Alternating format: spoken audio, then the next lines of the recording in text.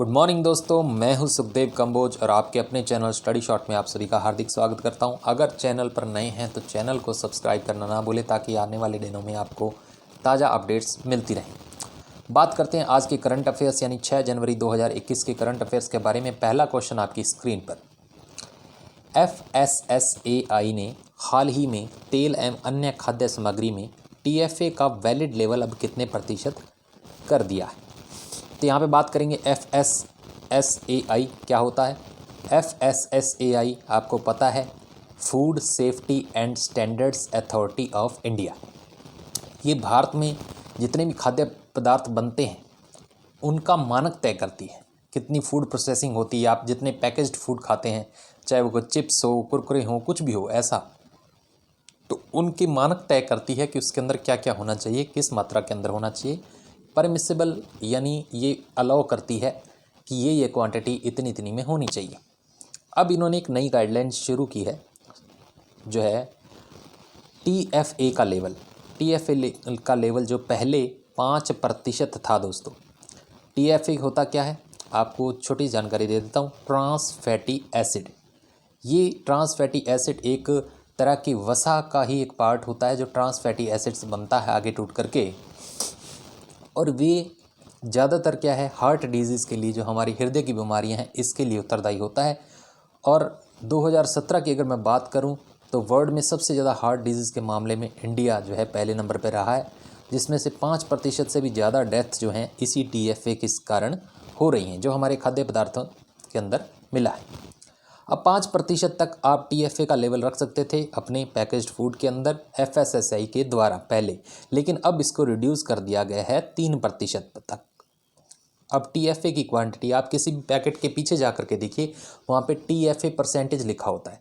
अब 5% से लेकर के 3% कर दिया गया है 2021 में। फिर आगे फर्दर और रिड्यूस किया जाएगा। ये 2022 में लेवल लेके आएंगे 2% तक का। धीरे धीरे इसको ख़त्म करने की योजना है। इंटरनेशनल लेवल पे भी ऐसा चल रहा है कि WHO ने ये प्रण लिया है कि 2023 तक टोटली TFA फ्री कर देंगे, यानी TFA किसी भी जो खाद्य पदार्थ है उसके अंदर हम इंक्लूड नहीं करेंगे, क्योंकि ज़्यादा से ज़्यादा हार्ट डिजीज़ जो है इसके कारण हो रही हैं। ट्रांस यानी फैटी एसिड्स TFA।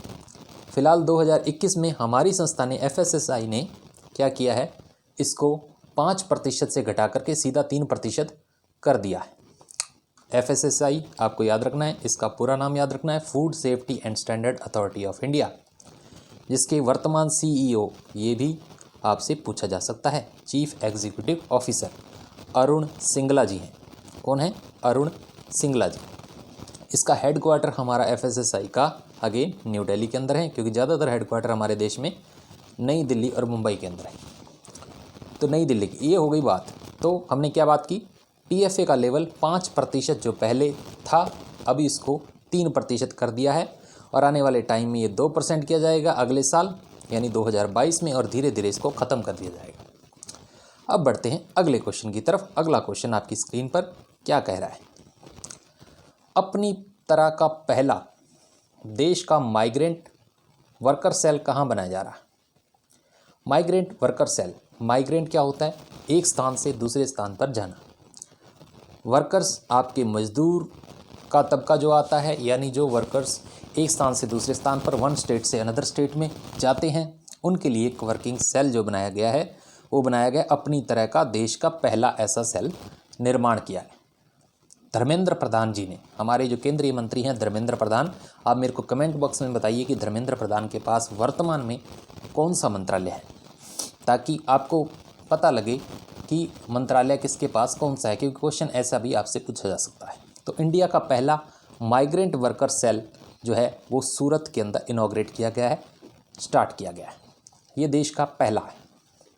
अब इसका उद्देश्य क्या है?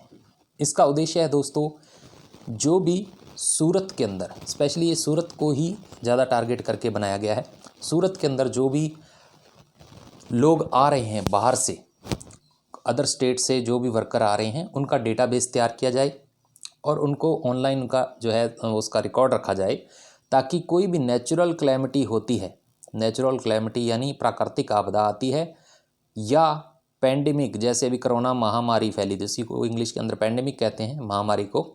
तो नेचुरल क्लामिटी और पैंडेमिक जैसी जो चीज़ें हैं, इनके ऐसी सिचुएशन में उनको क्या दिया जा सके, लाभ दिया जा सके, उनका पता लगाया जा सकते कौन कहाँ का वर्कर है। जैसे अभी बहुत सारी प्रॉब्लम हुई थी, इस चीज़ को ही लेकर के जो है इसको सॉर्ट आउट करने की कोशिश की गई है। इसके अलावा अगर गवर्नमेंट की जो बेनिफिट स्कीम्स हैं, उनको अगर इनका डेटाबेस अच्छे से होगा मेंटेन, तो उनको डायरेक्टली उनका जो है लाभ मिल सके। तो ये बातें थी इसके अंदर दोस्तों। आपको पता होगा गुजरात बहुत इंपॉर्टेंट है। जब से भाजपा गवर्नमेंट आई है, काफ़ी सारे प्रोजेक्ट बड़े बड़े गुजरात के अंदर ही शुरू किए गए हैं। पिछले कुछ दिनों में हमने देखा कि भारत की पहली लिथियम जो बैटरी है, उसकी फैक्ट्री भी गुजरात के अंदर लगाई जा रही है। तो ये काफ़ी सारी चीज़ें हैं, तो वो भी आपको याद रखनी है। अभी सूरत में फ़िलहाल जो है ये डेटाबेस वाला काम तैयार किया जा रहा है। पहला माइग्रेंट वर्कर सेल बनाया गया है। गुजरात के बारे में आपको बता देता हूँ। गुजरात की राजधानी जो है वो गांधीनगर है, और वहाँ की वर्तमान जो सीएम हैं, चीफ मिनिस्टर, मुख्यमंत्री हैं, वो विजय रूपाणी जी हैं। कौन है? विजय रूपाणी। ये आपको याद रखना है, क्योंकि गुजरात जीके के लिए काफ़ी इम्पोर्टेंट बन जाता है।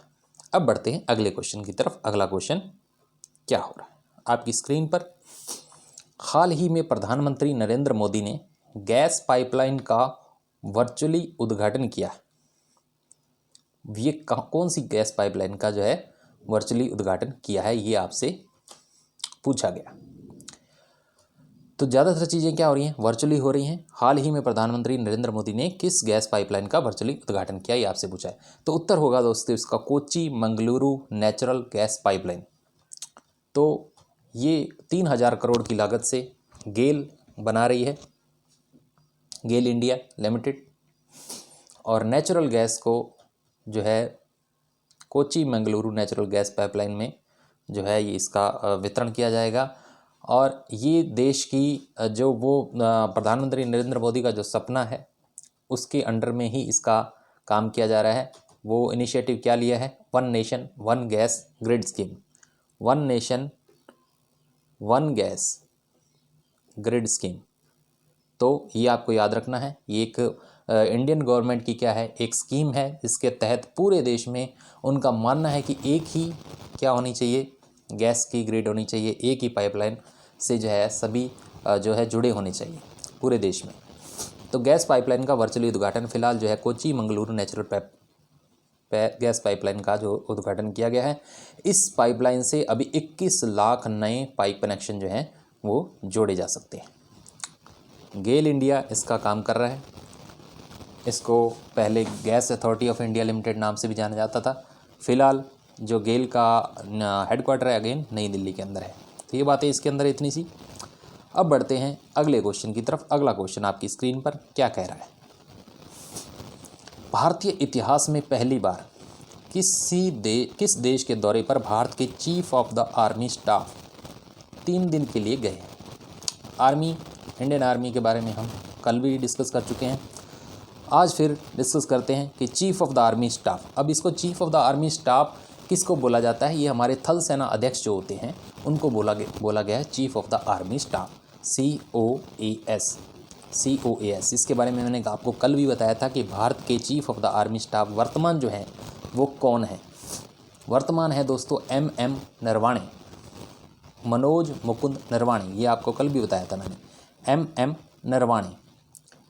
नरवाणे जो हैं हमारे चीफ ऑफ आर्मी स्टाफ हैं, यानी भारतीय स्थल सेना अध्यक्ष हैं। इससे पहले बिपिन रावत जी थे, जिनको चीफ ऑफ डिफेंस स्टाफ बना दिया गया। एक नया पद सृजित करके उनको वहाँ बिठा दिया गया।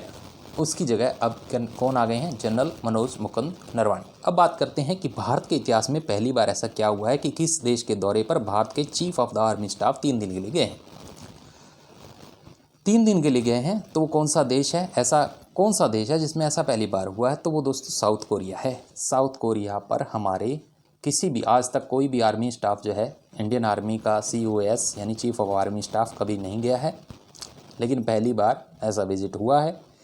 विजिट क्यों हुआ है? Bilateral defence corporation between the 2 countries, यानी दोनों देशों के बीच में अच्छे जो हैं रक्षा तंत्र जो है मजबूत हो सके। तो यही विजिट का उद्देश्य है। इंडियन आर्मी के आपको मैंने बता चुका हूँ थल सेनाध्यक्ष chief of the army staff general MM Naravane हैं। Vice chief of the army staff भी हैं lieutenant general SK Saini. Headquarter Nai Delhi के अंदर है इंडियन आर्मी का। रिपब्लिक ऑफ कोरिया आर्मी, इनको जा करके इन्होंने क्या किया है, विजिट किया है साउथ कोरिया के अंदर। तो साउथ कोरिया जो है ये आंसर हो जाएगा इस क्वेश्चन का। अब बढ़ते हैं अगले क्वेश्चन की तरफ। इस क्वेश्चन में इतना ही। दुनिया का पहला लकड़ी से बना सैटेलाइट, जी हाँ दोस्तों, लकड़ी से बना सैटेलाइट जो है वो लॉन्च करने जा रहा है कौन सा देश, ये आपसे क्वेश्चन पूछा है। तो मैं आपको बता देता हूँ, वैसे तो भारत भी बहुत आगे इन कामों में, लेकिन अभी फ़िलहाल जापान करने जा रहा है 2023 के अंदर। ये अपना जो है लकड़ी से बना सैटेलाइट जो है दुनिया का सबसे पहला है। तो अच्छा क्वेश्चन बन जाता है, 2023 में जापान लॉन्च कर देगा।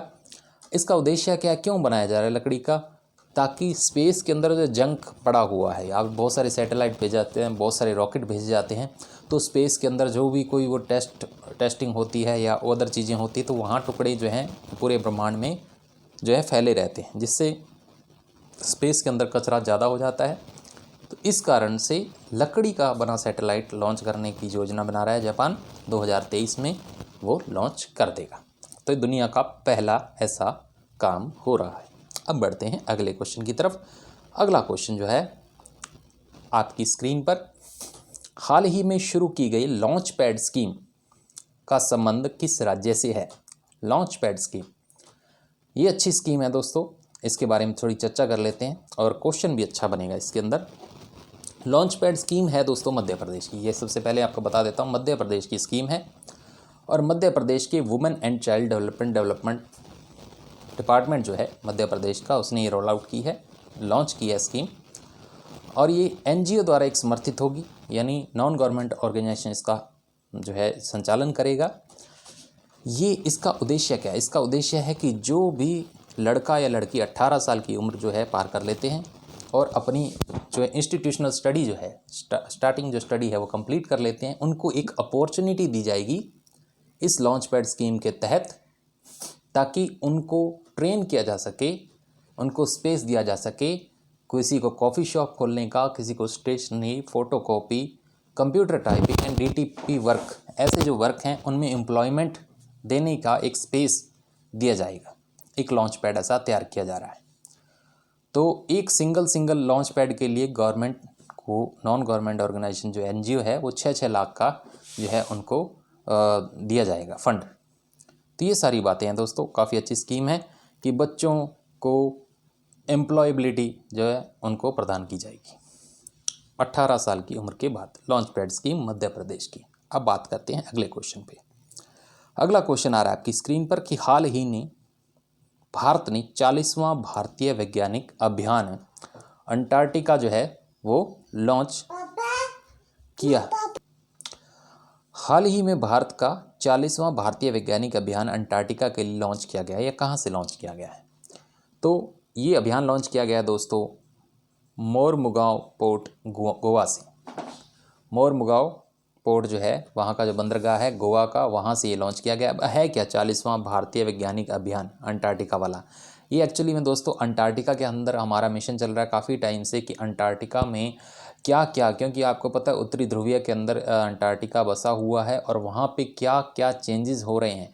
इलेक्ट्रिकली मैग्नेटिक फ्लक्स का मेजरमेंट वहाँ पे किया जा रहा है, जियोलॉजिकल किया जा रहा है, ओशियन का ऑब्जर्वेशन किया जा रहा है, वहाँ पे क्या मौसम चेंज हो रहे हैं, क्योंकि वहाँ पे जो मौसम चेंज होता है वो क्लियरली इंडिकेट करता है कि पूरे वर्ल्ड के अंदर क्या स्थिति रहेगी। तो वहाँ पे हमारी रिसर्च टीम जो है वहाँ पे काम कर रही है और ऑलरेडी 39 बार हम वहाँ पे जा चुके हैं और अब 40 बार यानी 40वां अभियान जो है अंटार्कटिका की तरफ हमने लॉन्च कर दिया है, रवाना कर दिया है मोरमुगांव पोर्ट गोवा से।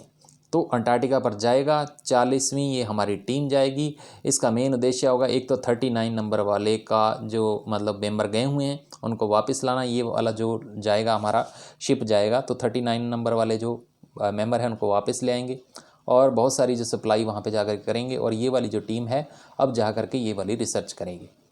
तो national centre for polar and ocean research ये वहाँ पे हमारा जो रिसर्च कर रहा है।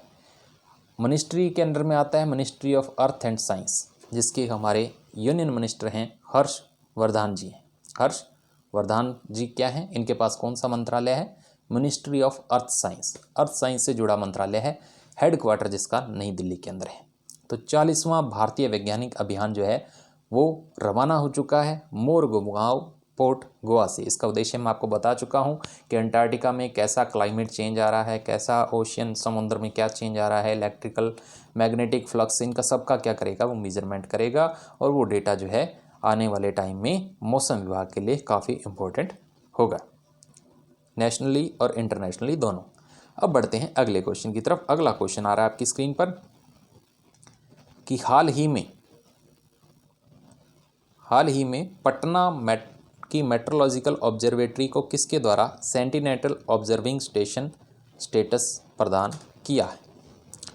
तो ये भी एक मौसम विभाग से जुड़ा हुआ क्वेश्चन है, तो इस पर हम चर्चा कर लेते हैं कि पटना के अंदर हमारा एक मौसम को मापने के लिए, मौसम संबंधी जो चीज़ें हैं उनको मापने के लिए पटना मेट्रोलॉजिकल ऑब्जर्वेटरी बनी हुई है और इसने हाल ही में क्या किया है, 100 साल कंप्लीट किए हैं, 100 ईयर्स कंप्लीट किए हैं और इसीलिए इसको सेनेटरी ऑब्जर्विंग स्टेशन स्टेटस जो है वो प्रदान किया गया। सेनेटरी का मतलब ही 100 होता है, ऑब्जर्विंग स्टेशन यानी इस स्टेशन को वर्ल्ड मेट्रोलॉजिकल ऑर्गेनाइजेशन, इसका आंसर है दोस्तों world metrological organisation, international level पे मेट्रोलॉजिकल ऑर्गेनाइजेशन है। मेट्रोलॉजिकल ऑर्गेनाइजेशन क्या होती है, ये मौसम संबंधी जो है रिसर्च करती है, ऑब्जर्व करती है कि क्या क्या चेंज हो रहे हैं ताकि जो है आने वाले ऐसे क्लाइमेट से बचा जा सके।